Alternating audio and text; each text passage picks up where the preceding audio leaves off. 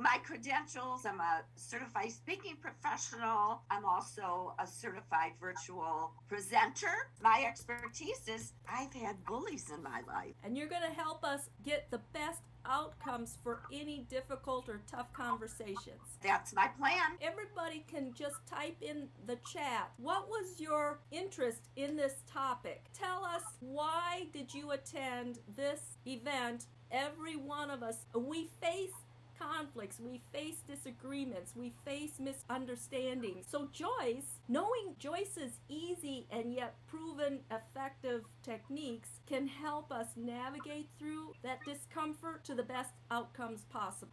So Joyce, take it away. Okay. I'm always asked the question why I got into conflict resolution. And as a little joke, I said it's because my family says that I create it, but the reality is a few years ago, I noticed that many of my clients were telling me that bullies are in their life, more so than ever. It's just like they were coming out of the closet and admitting this. And I started researching. And when I started doing the research, it dawned on me, boy, did I have a blind spot, everybody. I didn't realize that even though my bullies may not have been the mean kid on the playground, they absolutely caused me, I allowed them to call mental abuse. Even though you may not have a bully that you're thinking of that other people had, you can think of those people who create some kind of, even though you allow them to do it, who in your life would you like to just stop? Because creating that inner conflict for you. I started practicing after doing all my research. I started practicing with, I'm curious, what makes you so interested in what I do in my life? When I started using that one statement, I'm curious, that's a coaching moment, because curiosity will always, that's a nice way to start a tough conversation. But I'm curious, what makes you so interested in what I do? It's amazing. All of my bullies, they backed away from me. I was no fun. I was no fun anymore. I was no fun. Yes. And they went and they picked on someone else. So that's my original story. Yes, that softens the reactive and defensive trigger in the limbic brain. So everybody, to help you remember, because I'm a body language expert, everybody type in the chat, I'm curious, ... Because when we type that, our fingers will remember Joyce's first tip. I'm curious, and really take a curiosity stance instead of, well, what do you mean by that? You want to lessen the power struggle. So you see how Joyce's tip, I'm curious, really does that. Jeanette, this is the biggie. I'm curious versus we get defensive when people push us. The next time you get defensive, that means that this person pushed you. Now you've got to figure out, what can you do to stop yourself from being defensive? They're so good. Bullies and people who love starting these tough conversations are so good at making others feel defensive. That's such a good indication. And Jeanette just mentioned her nonverbal. Your nonverbal skills, your body language is telling when you get heated, when you get flushed in the face, that's an indication that, okay, I've got to pull back. I can't play their game. And when we stop playing their game, woo, you're going to love both of us. In addition to saying, I'm curious, I want everybody to mimic me. Tilt your head and smile and maybe do this. I'm curious. And nod your head. You see how that softens the head tilt and the smile? Doing the chin grab here? Tell me more about that. I'm curious about that. You just softened and took away their edge and their need to fight you. You've mitigated their limbic brain. So tilt your head and nod. Joyce, tell me another story for the audience of how you were so successful with a client. Well, I've got a few client case scenarios. Before I get into those, so sit at the edge of your seat, folks. People always ask me, why are targets bullied? Well, there are two reasons.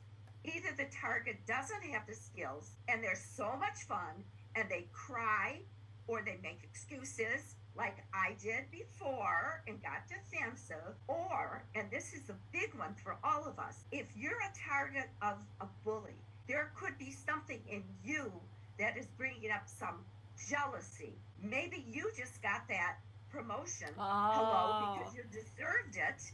And they, because they're blind and they say, oh, because I've been here longer. And or insecure. whatever, they're 2-year-olds. They are absolutely insecure. I'm so glad you brought that up. Yes, they're insecure.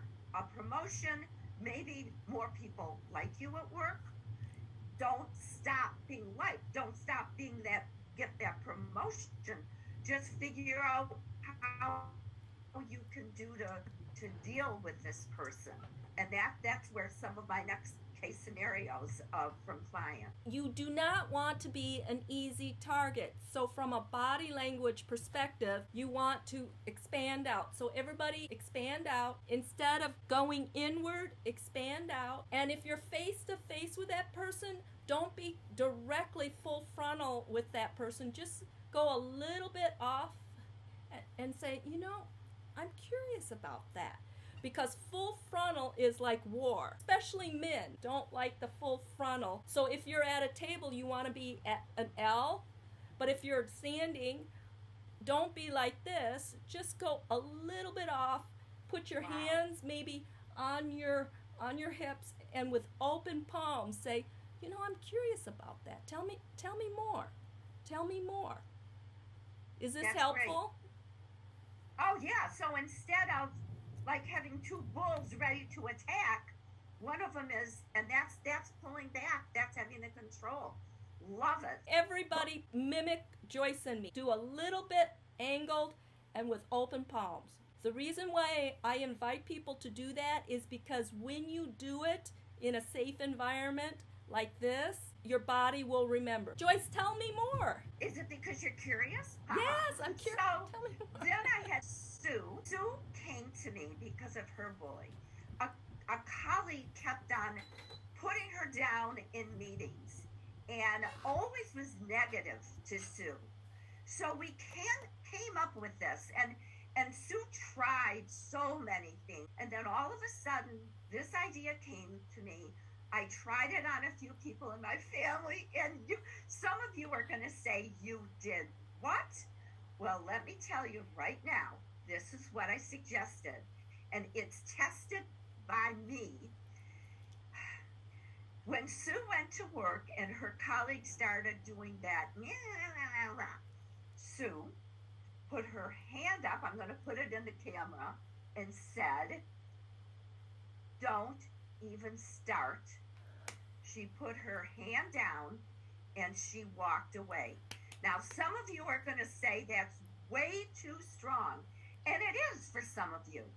But if you have that confidence, that you believe in yourself, that you don't need to take that, I'm going to say crap, you can delete it, from other people, then maybe we got to be a little bit more assertive and make a change in what you're doing. So maybe if you don't like the hand gesture, stop. Don't. Just say, don't even go there. Smile, like Jeanette said, not sarcastically, but like, you got other things to do. So you know what, Beth? Don't even go there. Walk away. Do you know that? Sue called me for our next session and said, Joyce, she's done with me. Yay. So that's another check. Now there's a teenager whose mom sent her to me. She's very short, and she always got picked on by the real bully. This is a real bully, because her bully always said, shrimp, give me your lunch. Shrimp. And, oh, no. And this real young girl, she gave this guy a lunch because, she's little. They all laughed. So we practiced, and some of you are probably going to say, oh, I know what she said, and you're probably right. Why don't you pick on somebody your own size? She said it, but you got to understand, she didn't say it with her arms, hello, Jeanette, with her arms folded and with her eyes looking down. Why don't you hit when you're very strong?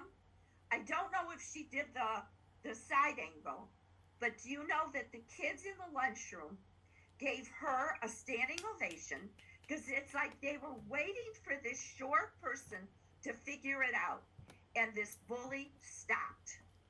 Awesome. everybody go in the reactions and give Joyce a standing ovation for that.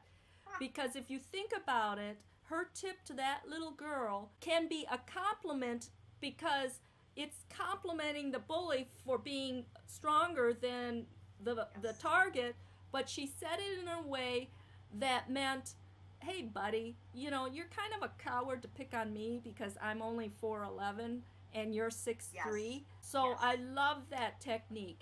And from a body language perspective, you know, Joyce and I are small women, so when we walk in the room, we've got to command the room, and how you do that is with confidence and intention and gusto. And boy, do we have gusto. So, yes, and wearing red doesn't hurt either. right. Bullies do not like tough targets. They want beta targets. So don't be a beta, be an alpha, and they'll leave you the heck alone. Tell us another story, Joyce, or another strategy. First quote, cutting people out of my life doesn't mean I hate them. It simply means I respect me. You may have someone in your life who you love, but yet they create such stress for you, or you allow them. Here I come down. They're a trigger. They're a trigger. They're a big trigger. That doesn't mean you have to be with them. Several friends, I still like them, but they just always brought me down. If disrespect is served at the table, that doesn't mean you gotta take it.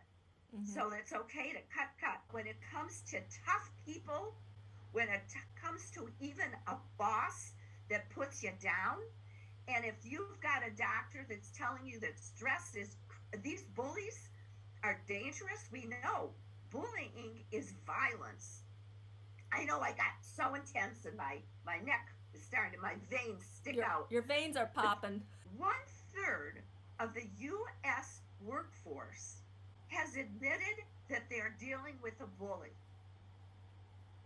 But the other part of that, 40% will not tell their upper management. There's too much at risk, you know, in their perception. Like what, Jeanette? In the target's mind, I don't want to rock the boat. I need this job. You know, he can make my life, or she can make my life miserable. And that's why the bullies pick on those individuals, because they will not call them on their abuse, unfortunately. That's why Joyce's techniques and strategies are so important, so that you find your voice and you stand up and you speak out so that things can be resolved. I am a conflict resolution consultant because it's been a challenge for me up until now.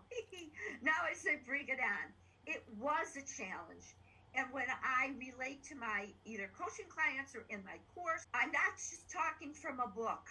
I'm talking from real life experience. It's so important for leaders to get these strategies, to learn them. Yes, it cascades down. To have humility and realize we don't have all the answers. And that's why you go to Jeanette. Well, what Joyce mentioned earlier is you want to diffuse the power that the bully is trying to project.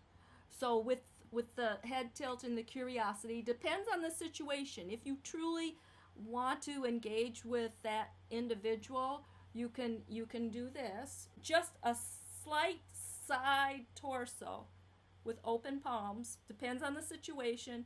Or her other tip was totally ignore. Because what they're doing is they're pushing your buttons. So if that means standing up and then walking out without saying a word, silence is very powerful. Everybody type in strategic silence. Let your body speak for you, because any words that you utter are fighting words. If you're feeling frustrated, say strategic silence and then say calm confidence. Those three things conveyed in the body and using Joyce's tips will keep you in your power stance. I am learning how to be silent during tough conversations. I'm learning that being silent is sometimes more important. So, Jeanette, thank you for saying that, than saying a word. Now, does that mean you should always be silent? No, I'd be out of business. Strategic silence. Strategic silence. Not shutting up because they want you to shut up. Everybody, touch your throat. Touch your throat. This is an anchor. This is your fingertips to your throat is an anchor to remember to develop laryngitis in proper situations when you can use your strategic silence to your advantage, not to the other person's advantage. If you want to hear them out, you can just say, I'm listening, I want to understand. I'm listening, I want to understand. And really, so you can type, I'm listening. It depends on the situation. If you really want to understand the other person, right, that's I'm curious, or I'm listening. I want to understand. Use strategic silence to get your message across that you have, and then shine your light on somebody else who is behaving. The more you stay and engage with somebody who's abusing you, the more you're giving that person power. Yes. So depending on the situation, if you can stand up and exit, that's to your advantage. But when you exit, don't exit like this. Exit with intention and power and see my fingers? And a wide stance, not like this. And a trigger is someone who just sets you off, whether it's their tone of voice, whether it's they remind you of someone that you don't like. There's so many reasons. I say, think of this trigger as a chair. This chair is a chair. You can't get mad at a chair. You can if you trip on a chair, but whose leg got in the way? You did. So you don't blame the chair. You blame yourself for tripping on a chair. It's the same thing with your trigger. I do this all the time, and since I know so many people here, I promise none of you are my triggers. I look at the trigger and I say to myself, this is where the silence comes in. I'm not going to let them bug me. I'm not going to let them push me. They can't help who they are. They are who they are because of who they are.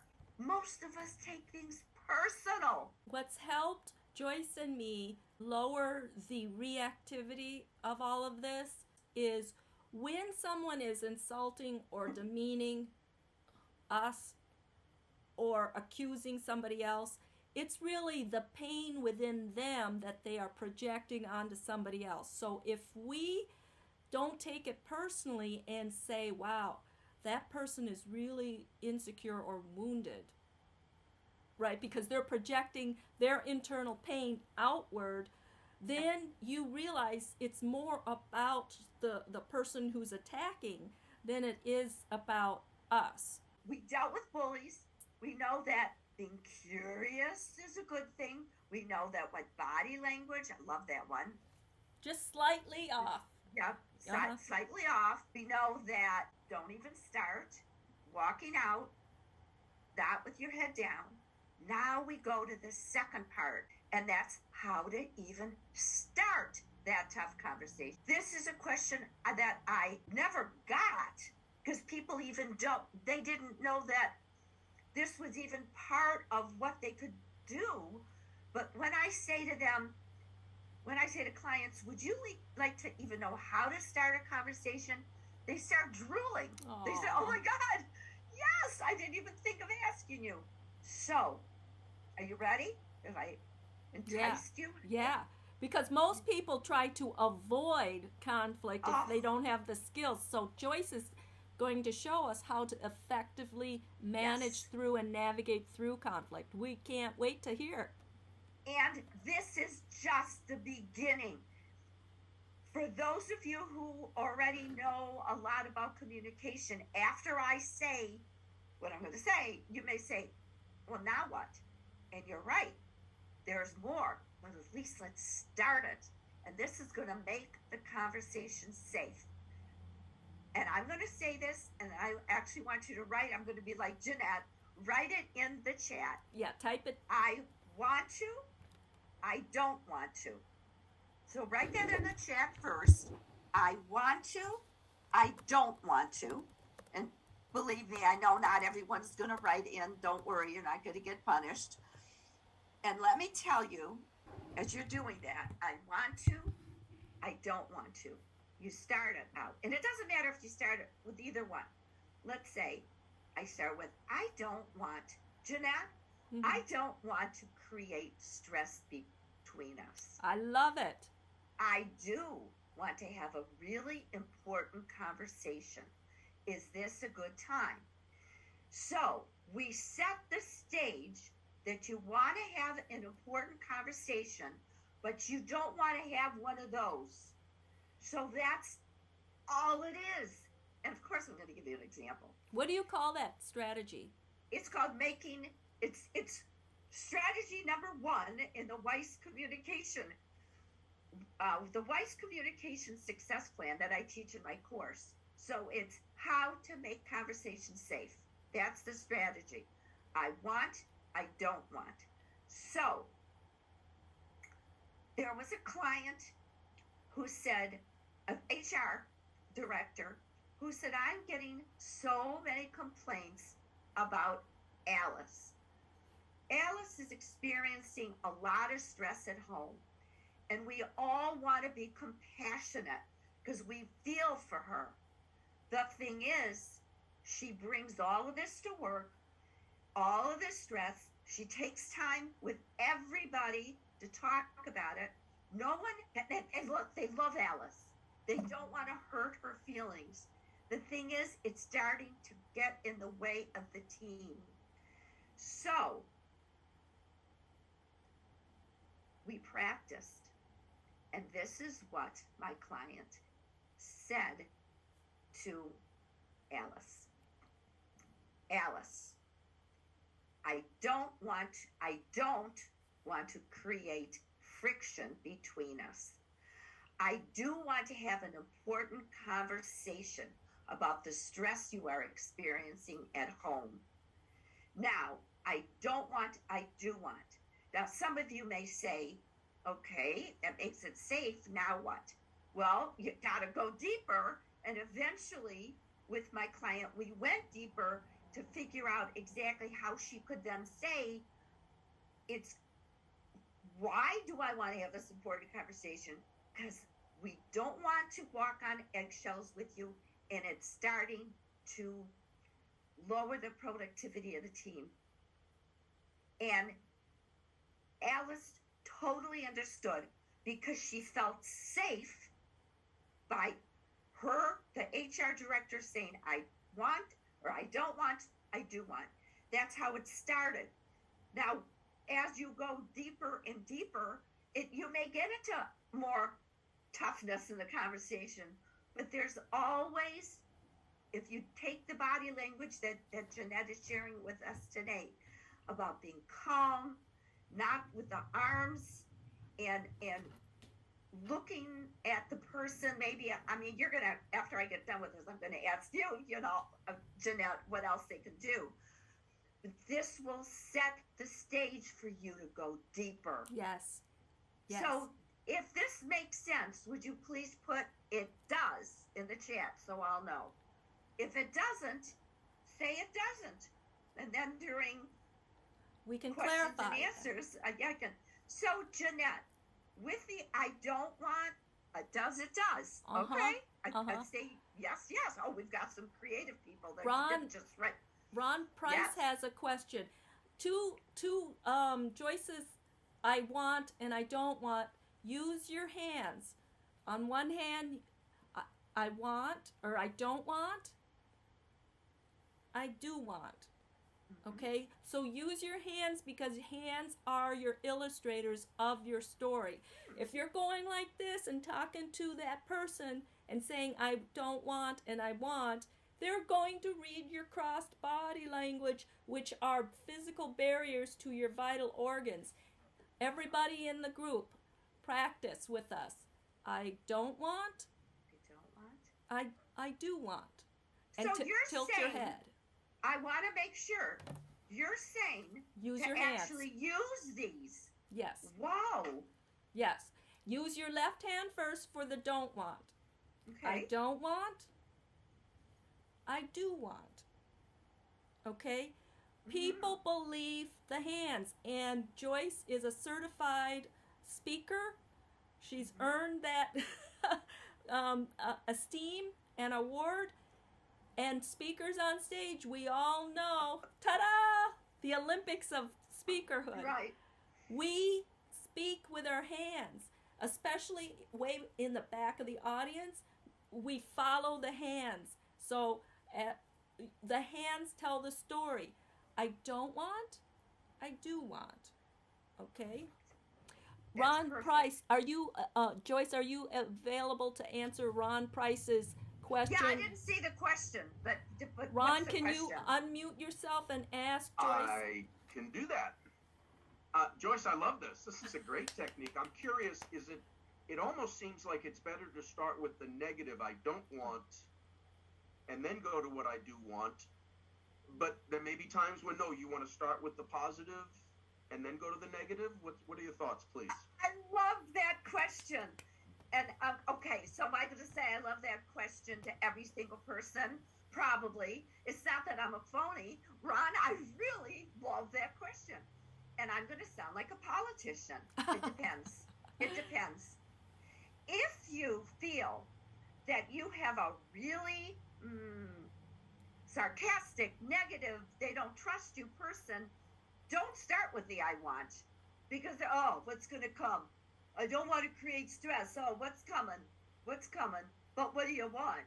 So I would probably do I don't want with them. And then I do want.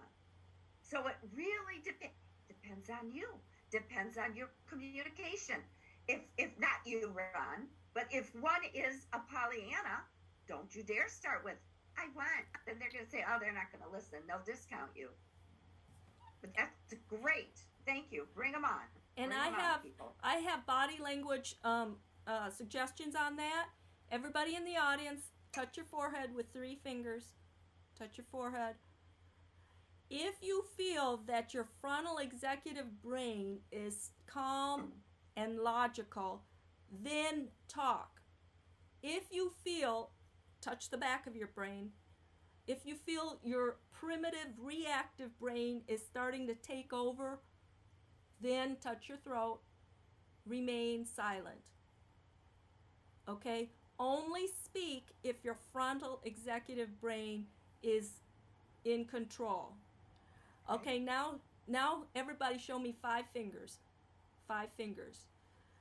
You can mitigate a situation whether you're dealing with your teenager, a 3-year-old grandkid, or a tough prospect when you give 5 positive compliments.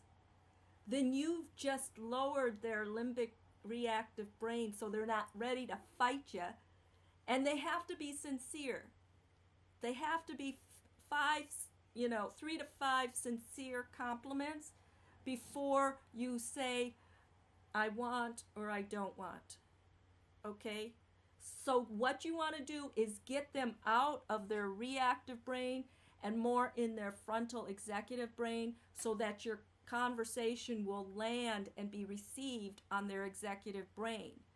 If you are feeling triggered and cannot think straight, use strategic silence, because any words that come out of your mouth, the tone is going to be too harsh and you're going to regret it. So say less.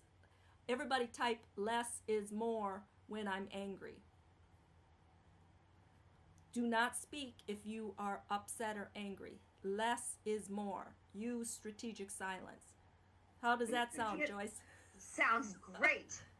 Can I add one more thought real quick? I Yeah. just want to acknowledge, while we're still on this topic, Jeffrey asked an interesting question in the Yes, chat. It I was seems going like to say that, Ron. Go for it. No, go for it. Go for it. I tend to agree with him. It seems like you start with I don't want, that's the negative, but you end with the positive. It would seem like it would have more influence that way, but I don't know. Depends on And the it situation. Yeah. depends. And I saw that. Oh, Ron, you're hysterical because I was going to say if that's a Jeffrey Davidson, I know. Hi, Jeffrey Davidson. If so, he likes horses. Anyway, yes, it's a great comment. But again, it depends on the kind of person. And then Lori, Miller? she put down something. Oh, it's way up there. Lori what Miller? Something like, what happens if the person just doesn't have anything good? How can you within them? Well, then you've got to figure out. You got to dig. Maybe this isn't going to be the right strategy. Then you're going to have to figure out. And if this person is really a trigger, I mean, I'm just going to tell everybody here on my phone. If you have a personal question that you want to ask either Jeanette or Joyce, send us emails. I'm sure Jeanette will be okay with that. Yes. We can't go through, everything. Oh my gosh, time is flying. We have about 10 minutes. Everybody, type a question. If you have something that you would like Joyce or me to address, please type it in the chat, because then everybody is invited to save the chat. And if you give your email after your question or comment, Joyce can look at the transcript and we can follow up, because we're going to end at 7 p.m. Joyce, are you open for Q&A now? Yeah, well, we could do two, either one. And Jeanette, or we could have a vote. I could go on with the third idea. Yeah, let's hear the third idea. Or we could have questions. Yeah. I'm open to either. I suggest that we hear Joyce's third idea, because if you have a question, type it in the chat so we capture it. And regarding Ron Price's question, when do you use these techniques? If you sense that the other person is in their primitive brain, you want to mitigate and soften the fire. And so the 5 compliments might be appropriate to get them to simmer down. Mm-hmm. They have to be genuine, okay? If you feel that the other person is still logical, then you might be able to go, I want, or I don't want, and I want. You have to sense through their body language and the energy what techniques to use. So to wrap up, Joyce, let us know your third tip. Okay, I'll do this so that maybe we'll have time for a couple. So this is Jeanette Gadati's favorite, and guess what it is, Jeanette? Verbal Aikido. God, that was a risk. What happens if she said something else? Oh, we did not rehearse this. So verbal Aikido. What is verbal Aikido? When someone pushes you and you push back, nothing ever gets done. If everybody do that. You, do that. Push one hand against the other and feel the tension. Ouch. And then the person who pulls back is the one with the control. This is why silence is so cool. But you're not going to be silent with verbal Aikido. So it counters the attack. It gives you back the control. And you can focus on what you can do. For example, Pam came to me because her boss Tom, sorry, not Tommy, her boss Tom was really pushing her to do stuff that Tom never asked her to do before. So stressed out. Pam said, the expectations are not real. I can't take it anymore. And going on and on and on. So we practiced, and Pam said, learned how to say to her direct report, you're right. Your boss is definitely giving you more to do because Tom has more pressure from upper management. The minute Pam said, you're right, the person backed up. Who can fight with that? Nobody. This person person was listened, not just, oh, I'm complaining, no one's going to listen to me. You're right, your boss is doing this, because then she went on to the next, which we've all done if you have kids or nephews or nieces. What would you do? What would you do if you were the parent? You know, Pam said, okay, to her direct report, what would you do if you were Tom? Yes. And that's where verbal aikido, something like, you're right. Now, like, I could just see Lori, because she had a couple comments in there about, well, what if the person is really mean, or they don't have any positive redeeming qualities? You're not going to say you're right, then that's being phony. No way. We're going to have to figure something else and send me an email, send Jeanette. Mm-hmm. But if they're really in a tough bind and you want to get control of the conversation, you're right. Or let's not even go there. Let's say everybody, that's verbal aikido. You're home, you go on a vacation, you come back, and someone left the refrigerator open. Oh, who did it? It was little this. It was Susie. It was the dog. The dog, for sure. The verbal aikido is, it's almost like, let's not go there. It's, let's not do that. Let's just go ahead. It's irrelevant who did it. Let's make sure that next time we go away, we always check. That's pulling it back. Yes. Yes. Look for the solution. So do you have, okay, I'm looking. I don't want to look. Okay, that's it. Okay. You pick out some of the questions. Yes. Everybody in the chat, one of the techniques, if you see any aspect of a redeeming aspect in the other person's argument, consider this verbal aikido and type in "you're right," comma. Type in "you're right," comma. Because that totally diffuses the person, because they're not expecting that at all. And that keeps you in control when there's aspect of his or her argument that has merit. So you're saying, you're right, I can see your point about blank. And then you navigate through that tough conversation. What if you give those positives to, help de-escalate and recenter, and the person continues to act in a primitive brain? Jessica, touch your throat. That's when you want to say less. And depending on the topic, you can choose to listen and use strategic silence, or you are silent and you exit, depending on the situation. That's great. If they're in their primitive brain, Jessica, you do not want to talk to anybody in their primitive brain, because they're in a fight mode. And any logic that you are giving is going in one ear, out the other, and they're fighting you. It's better to let that dissipate. What are your thoughts, Joyce? This is what I would do. These are interesting points. I would like to cool down a little bit. Let's meet again tomorrow and continue this conversation when we're both calmer. I love what Joyce said. I need time to cool down. You're mirroring, you're role modeling calmness by saying, yes, when I've got a clear head, or when I need to calm down. It depends on the situation with that particular individual, but you do not want to engage with somebody. Everybody feel the back of your head. If anybody is in their fighting reactive brain, do not engage, because your verbal words are not going to register to the optimal amount.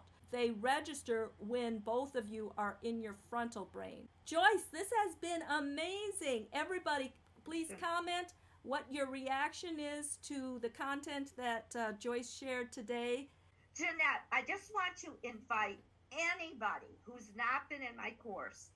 In the spring, I'm going to be launching it again.